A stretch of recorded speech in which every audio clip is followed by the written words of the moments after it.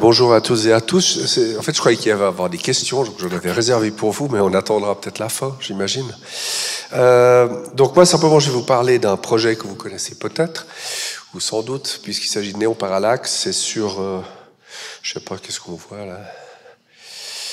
Voilà, il s'agit en fait d'un projet qu'on a fait artistique, qui a pris ses racines dans le fait de surtout pouvoir investir l'espace public avec de l'art public, dit de l'art public, et changer un petit peu de ce qu'on avait tendance à avoir par le passé, qui était réservé, en fait, chaque fois qu'il y avait un pourcent culturel.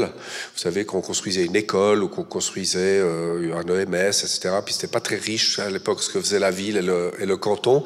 Donc c'était offrir aux artistes d'exposer dans les EMS et dans les écoles. C'est pas vraiment de l'art public, en fin de compte. Donc à l'époque, il y avait aussi toute la question de la plaine de Plain-Palais qui n'avait pas été réaménagée. Il y avait eu plusieurs concours pour la réaménager, et puis on se disait mais c'est incroyable, il y a beau avoir des concours, rien ne se fait.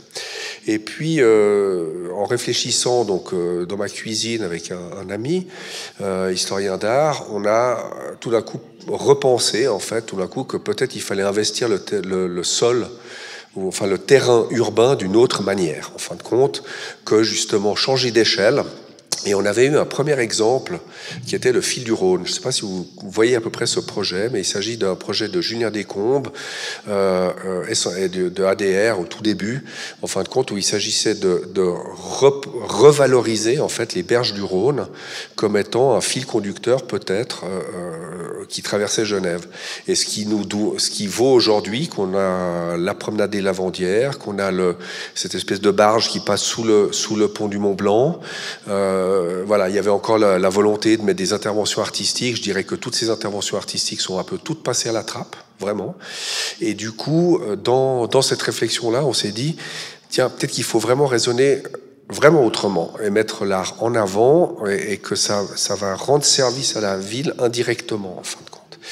Et puis, dans cette réflexion, alors c'est venu d'une petite histoire personnelle que j'aime toujours raconter. Elle est plus très drôle parce que je l'ai déjà assez souvent racontée, mais entre 16 et 25 ans, j'aimais bien fumer des joints, et notamment quand j'étais sur les quais de Genève, je voyais toutes ces enseignes lumineuses. J'étais étudiant en art et je me disais, mais waouh, ce serait tellement génial d'avoir un truc artistique sur la rade comme ça. Et puis cette pensée-là, elle m'est revenue justement quand on s'est dit, tiens, essayons de changer d'échelle. Donc ici, la question était vraiment de faire un parallèle. Tout d'un coup, pour cette plaine de Plain-Palais, plutôt que d'investir et d'essayer de réaménager cette plaine pour les usagers de la plaine, de plutôt se dire, tiens, on pourrait faire un projet qui est cette sorte de carte postale de Genève. La rade, c'est une carte postale sponsorisée d'ailleurs, puisque c'est que des grandes marques, des hôtels, des banques, etc., qui sont sur la rade, et d'essayer de faire ce parallèle, parce que en fait, il y a un parallèle qui est possible, même un parallélogramme, un losange en fin de compte, puisque au niveau de l'analogie de forme, on est quasiment, si vous voulez, à part l'ouverture sur le lac, on est quasiment la même forme pour la plaine de Plain-Palais.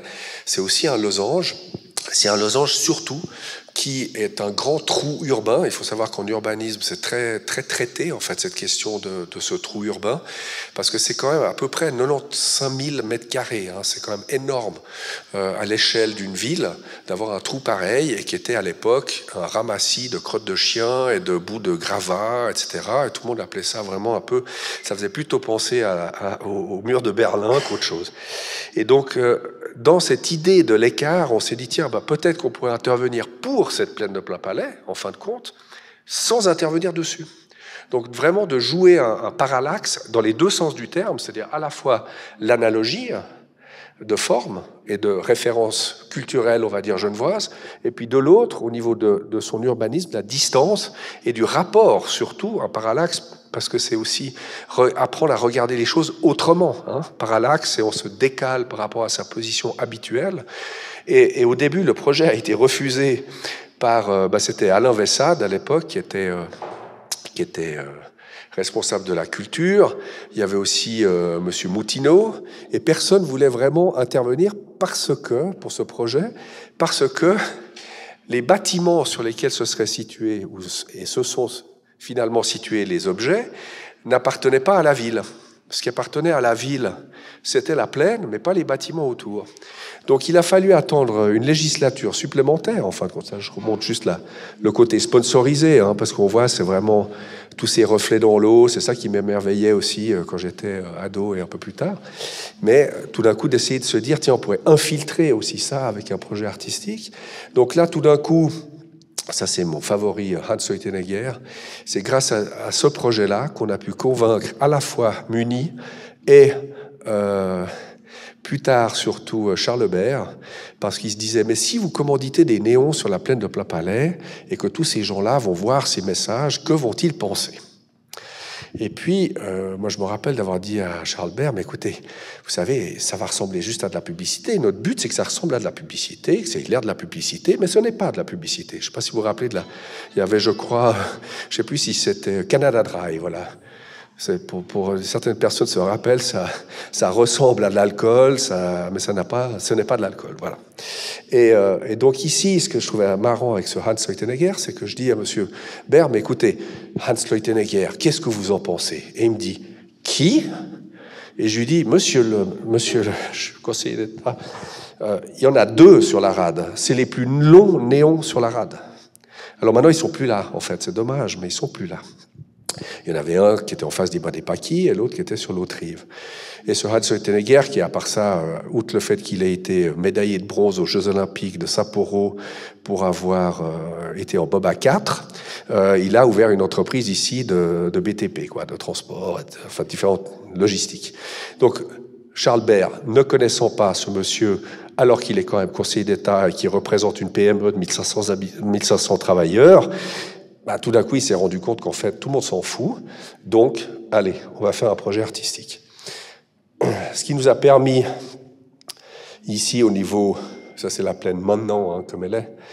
Elle ne ressemblait pas du tout à ça. Ce qui nous a permis, en fin de compte, d'épouser un système qui est le système légal qui est appliqué à la rade. Ce n'est pas le système légal des enseignes publicitaires dans la ville de Genève, c'est uniquement une loi qui est ce que vous voyez là, qui est ce qu'on a le droit théorique de faire quand on est sur la rade. Parce qu'ils veulent que la hauteur des lettres, du bas du G au haut du C, ne dépasse pas 150, 1,50 m. Donc si vous écrivez des lettres en plein, c'est égal, le point d'exclamation, il peut voilà, aller jusqu'en haut, mais il ne peut pas aller en dessous. Donc ça, c'est la norme. Et on s'est dit, on va inviter les artistes. Donc on a fait une succession de concours pour répondre à, si vous voulez, ce canevas qui va être différent pour différents immeubles. Donc on épouse, si vous voulez, ça, on a dû discuter avec la commission des monuments et des sites, on a dû discuter en amont avec énormément de gens pour les convaincre, trouver le financement bien sûr, et puis après obtenir l'accord des propriétaires pour qu'on puisse mettre une enseigne non publicitaire aux frais du contribuable sur ces toits. Donc on a procédé avec ce type-là de réglementation. Alors ici, on déroge déjà, parce qu'en fait, vous ne seriez pas censé dépasser ici. Si vous voulez. En fait, ce qui compte, c'est la superstructure du toit. Mais la CMNS, c'était une discussion assez intéressante, vous faites une séance de travail à 11h30 le soir, l'été, c'est pas mal quand même, ça n'arrive pas tous les jours, et ils ont en fait défini qu'il valait mieux insister sur le bandeau, sur le principe du bandeau d'enseigne, plutôt que de jouer sur des gabarits qui pourraient même logiquement dépasser 2,50 m, 3,50 m, parce que c'est une œuvre d'art, mais de vraiment, on joue le jeu de la pub, on joue le jeu de la contrainte de la rade pour créer ce parallaxe. Donc ça, c'est vraiment une volonté très précise. Là, je vous montre juste les projets que vous avez peut-être déjà vus. Si vous voyez que les lettres bâtons, par exemple, les lettres... Vous savez, j'ai été trop vite, là. Donc, celles de Sylvie Fleury, elles font vraiment, là, 1,50 m. Parce que c'est des lettres majuscules, donc ça va vraiment de part en part. Alors après, pour certains bâtiments, Il y a des normes différentes qui sont appliquées, mais on a vraiment choisi, si vous voulez, chaque fois les projets. Ici, ça c'est une œuvre qui a malheureusement été détruite, de Jérôme Lebas. Mais si vous voulez, là, par exemple, typiquement, toute l'écriture, elle va s'inscrire à l'échelle, ce qui avait d'importance pour l'artiste, puisque ça venait de son carnet maison, si vous voulez. Il a un carnet de notes, il note plein de trucs, puis là, c'était un jour, il avait rendez-vous chez son banquier, puis il a noté, voilà, est-ce qu'il faut vraiment toujours continuer à dépenser de l'argent pour fonctionner, voilà. Vraiment une réflexion d'artiste, et puis c'est cette réflexion personnelle qu'il a décidé de mettre sur une façade, qui est en l'occurrence face à, enfin à l'époque, il y avait donc déjà 3 grosses banques qui donnaient sur la place. Voilà, donc ça, c'est des petits clins d'œil d'artistes. Là, on a une œuvre plus complexe. On a commencé à aussi, plus on faisait des œuvres, plus on rentrait dans des schémas assez différents, en fait. Et c'est ça qui est assez intéressant, en fin de compte, dans la réponse. Autant, si vous voulez, une enseigne publicitaire va se concentrer sur la justesse du logo, la transformation du logo dans une version, on va dire, lumineuse. Donc on sort du papier ou on sort d'un relief pour arriver vers quelque chose de lumineux. Autant ici, si vous voulez, les artistes, c'est ça qui était très intéressant, sont chaque fois rentrés dans une technicité, en fin de compte, de l'enseigne lumineuse pour en faire quelque chose de différent. Et plus on évoluait, si vous voulez, une des toutes premières œuvres, c'est Sylvie Fleury, donc c'est vraiment de la LED bâton standard, c'est un néon juste avec un petit fond, si vous voulez, derrière pour faire un petit peu réflecteur, mais autrement, c'est tout simple. Là, on reste encore là-dedans, mais on est dans l'écriture, donc c'est vraiment le tube néon formé à la main. Et puis ici, on a innové, mon Dieu, c'était en 2008 avec des LED. C'était tout nouveau, ça venait de sortir, ça permettait surtout de faire une programmation. Et là, c'est une des premières artistes, on a failli débaptiser le projet Néon Parallaxe pour lui donner le nom d'Expodrome, parce qu'en fait, tout d'un coup, elle envisageait, si vous voulez, la place, justement, comme l'auditoire. C'était assez intéressant. Et c'est une des premières pièces qui a joué sur la temporalité, parce qu'elle change d'éclairage toutes les minutes. Donc c'est une horloge, hein, si vous allez...